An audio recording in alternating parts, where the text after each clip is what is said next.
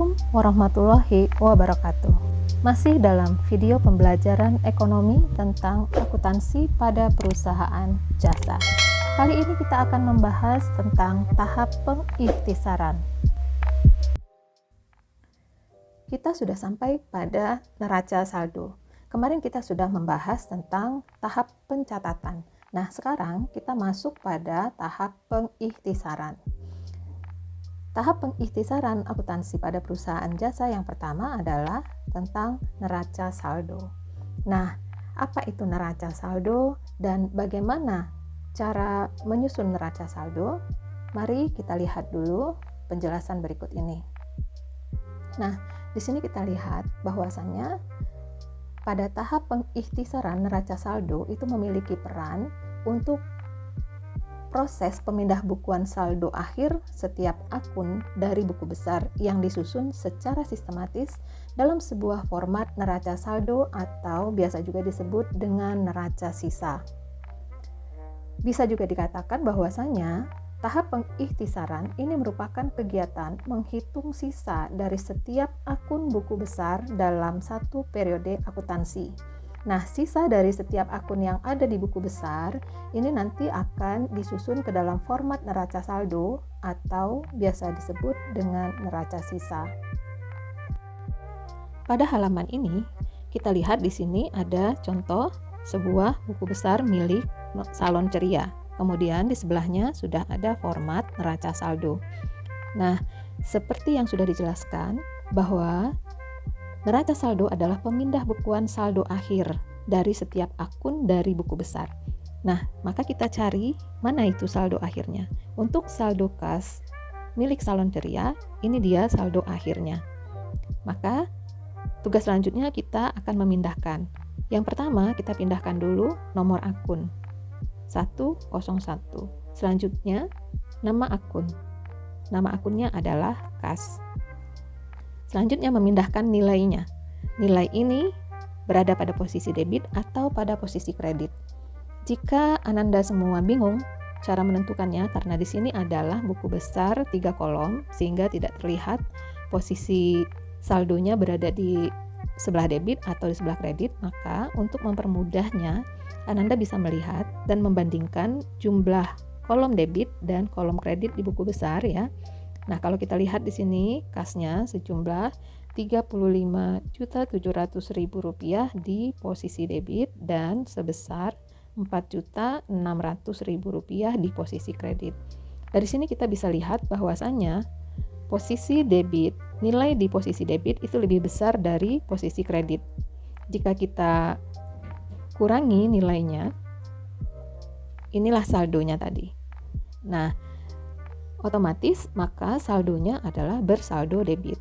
Maka kita pindahkan di sini nilainya sebesar Rp31.100.000. Untuk lebih jelasnya mari kita lihat langkah penyusunan neraca saldo berikut ini. Yang pertama, siapkan format neraca saldo. Ini dia format neraca saldo. Jangan lupa untuk memberi identitas lengkap yang memuat nama perusahaan, sebutan neraca saldo atau judul dari laporan yang disusun, kemudian periode neraca saldo tersebut dibuat. Kemudian yang kedua, tuliskan nomor akun pada kolom akun yang tersedia dalam format neraca saldo, ini dia kolomnya. Kemudian tulis akun yang dipindahkan pada kolom nama akun. Kemudian tulis jumlah saldo sesuai dengan posisi debit dan kreditnya.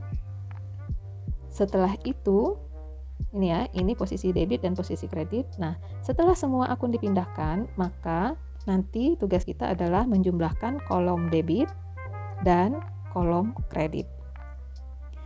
Yang perlu diperhatikan adalah jumlah kolom debit dan kolom kredit ini harus seimbang. Ya, harus sama. Nah, karena keseimbangan antara kolom debit dan kolom kredit mengindikasikan bahwasanya neraca saldo yang sudah kita lakukan, yang sudah kita susun atau pemindah bukuan dari buku besar ke neraca saldo tersebut sudah benar.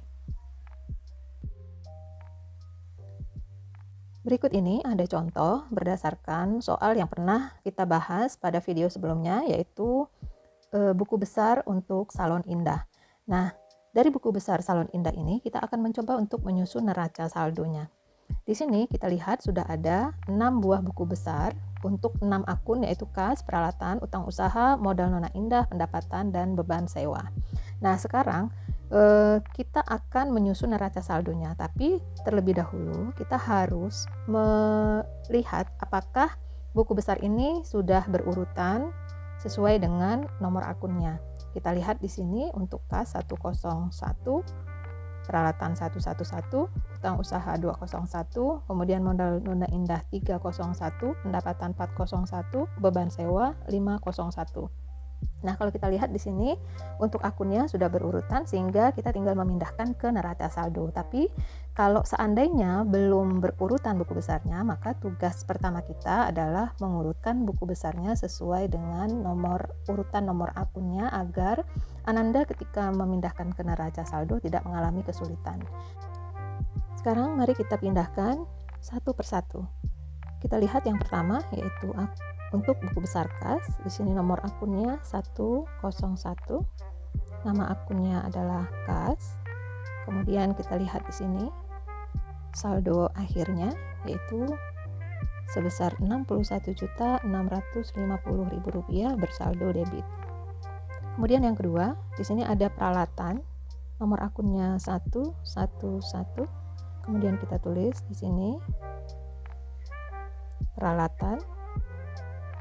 Kita lihat di sini saldonya sebesar Rp5 juta bersaldo debit.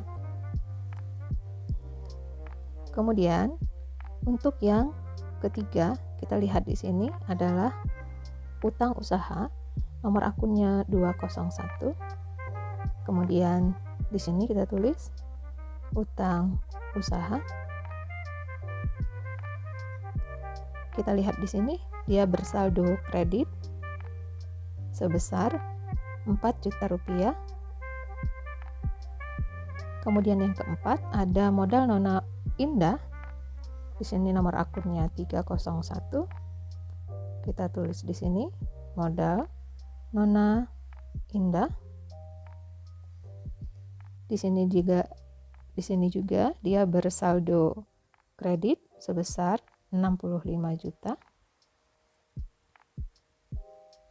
Kemudian yang kelima, di sini ada akun pendapatan, nomor akun 401, nama akunnya pendapatan. Kita lihat di sini dia bersaldo kredit sebesar Rp1.250.000. Selanjutnya yang terakhir di sini ada beban sewa dengan nomor akun 501. Kemudian di sini kita lihat dia bersaldo debit sebesar Rp3.600.000. Selesai sudah semua buku besar kita pindahkan. Lalu tugas kita yang terakhir adalah menjumlahkan keseluruhan setiap kolom dari kolom debit dan kolom kredit. Nah, kalau kita lihat di sini, kalau kita jumlahkan, totalnya adalah Rp70.250.000 untuk kolom debit, dan kolom kredit juga sama, Rp70.250.000.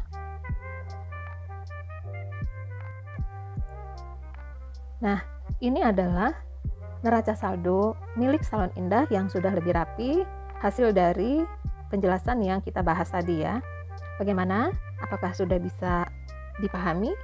Jika Ananda semua sudah bisa memahaminya, berikut ini ada soal latihan untuk diselesaikan. Masih soal yang sama dari soal yang sebelumnya, hanya kita tinggal meneruskan saja. Jika Ananda sudah menyelesaikan jurnal umum dan buku besar dari transaksi berikut ini, maka selanjutnya kita akan dengan mudah menyusun neraca saldonya. Bagaimana hasilnya? Silahkan tulis di kolom komentar dari video ini. Terima kasih, semoga bermanfaat. Assalamualaikum warahmatullahi wabarakatuh.